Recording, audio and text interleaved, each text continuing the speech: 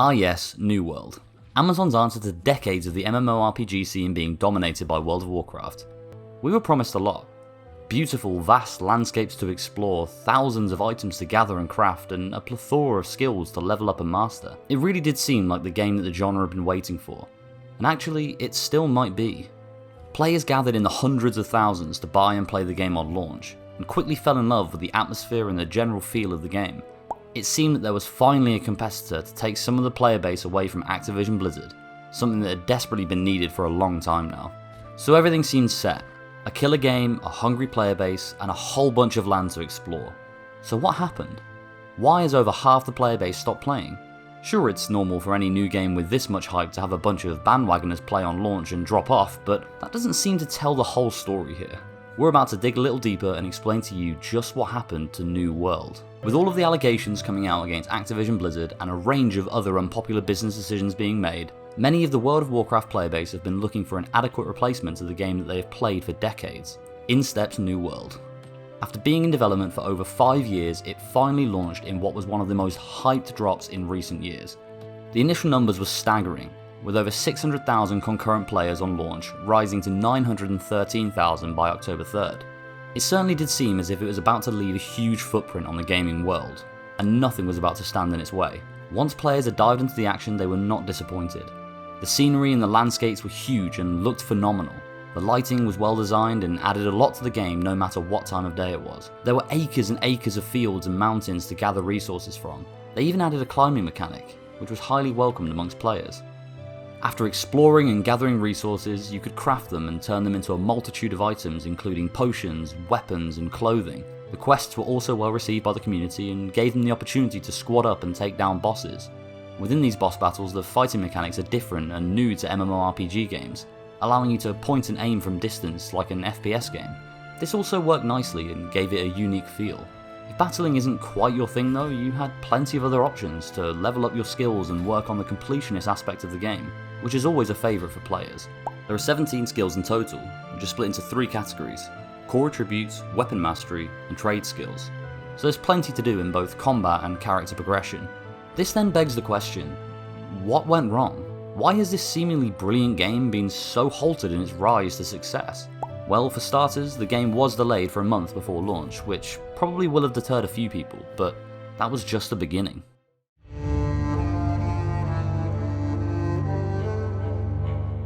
Before we get into this, I want to say that I'm not going to be going into every single little bug and glitch, like abilities not working properly and so on, as that would take a truly unholy amount of time. Instead, I'll tackle the main issues on the New World timeline that have shaped its journey the most so far. Initially, New World started encountering a fair few cases of false reporting, which led to players getting their accounts banned for no good reason at all. This was clearly an issue and was worked on by the devs to make sure the accounts were returned as they were. The handling of these issues definitely raised some initial concerns, however, and started to sow the seed of doubt in players' minds about what kind of state this game was released in. Fast forward a little bit and suddenly players were invincible. Yep, that's right. Completely untouchable. People quickly discovered that if you played the game in windowed mode and moved the actual window, your player would be immune from any damage whatsoever. Even if you were jumping down a hill or off the edge of a rock face, you could move the window and stop your character mid-air. It seemed somewhat unfathomable that a multi-billion-dollar company could have such a seemingly game-breaking exploit within the post-launch, but this was just the start of it. Around mid-October, players started to report that they were unable to save their progress after transferring from one server to another. This was frustrating, as being able to transfer back from a server was something that Amazon Game Studio had promised after they forced players to join random servers to cope with the queues. This, however, wasn't the only issue that cropped up at the time. As this was going on, there were reports of a gold duplication glitch that had been active for at least an hour from the first report.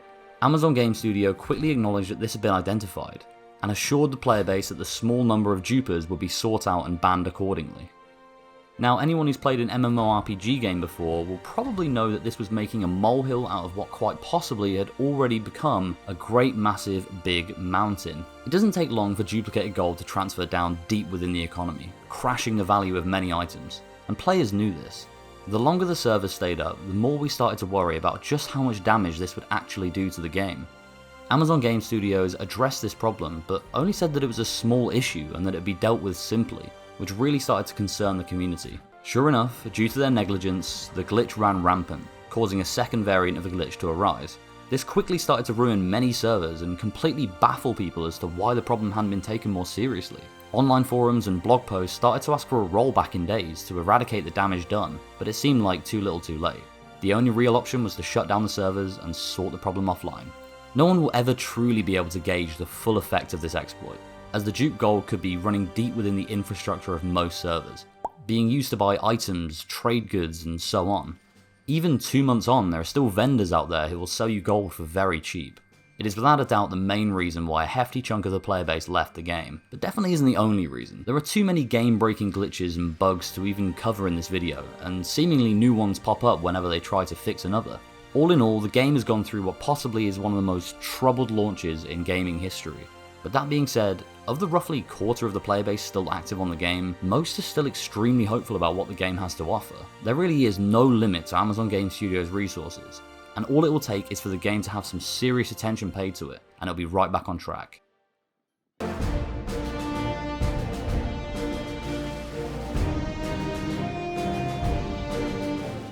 As of recording this video, New World currently has over 1.6 million visits per day, according to MMOPopulation.com, so it's definitely far from dead.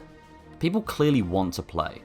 Even some of the biggest World of Warcraft content creators such as Asmongold have put lots of hours into New World and genuinely believe in the potential of the game, but like many are frustrated beyond belief with how staggered it's been so far. With the base game that they have, and the copious amounts of money and people pouring into it, there should by all means be a very bright future for New World, not even mentioning the player base at their fingertips.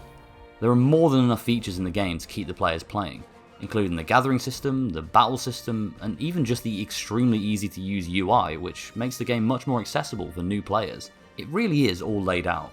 There are currently updates coming out for the game every few weeks, with fixes and new content, so there'll always be things to get stuck into. What it really relies on is the communication from Amazon Game Studios, which has been nothing short of terrible so far.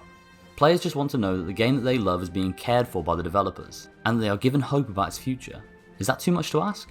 There have been leaks of a new map coming to New World, which data miners have found to be roughly the same size, if not bigger than Eternum, which is really exciting for the future as most players haven't even been able to explore everything yet, so this additional content will bring a new breath of life to the game. One thing I will say though is that this update needs to introduce the use of mounts, as it's pretty tedious to run from one end of Eternum to the other. As previously mentioned, with the boycotting of Activision Blizzard, this game seemingly came out at just the right time. Unfortunately, it was nowhere near ready for launch, and has suffered a lot for it. Who knows whether the initial core players will come back to the game if it's fixed, but I imagine at least a large majority will give it another chance. The market is still there, the audience is still there, the game just needs to be there. There's definitely hope. So that ends the overview of New World's life cycle so far. If you still play this game and want to start any discussions about the general state of the game, please do feel free. I personally can't wait to see what the future holds. It's just frustrating that we couldn't get the full experience from the start. Ah well, more to look forward to, I guess. If you enjoyed the video and want to instantly fix all issues with New World, hit that like button. If you want to do all of that and instantly reach level 60, hit the subscribe button too. I promise you that this will 100% work, just believe me. That's it for the video, and we hope to see you in the next one. Thank you for watching.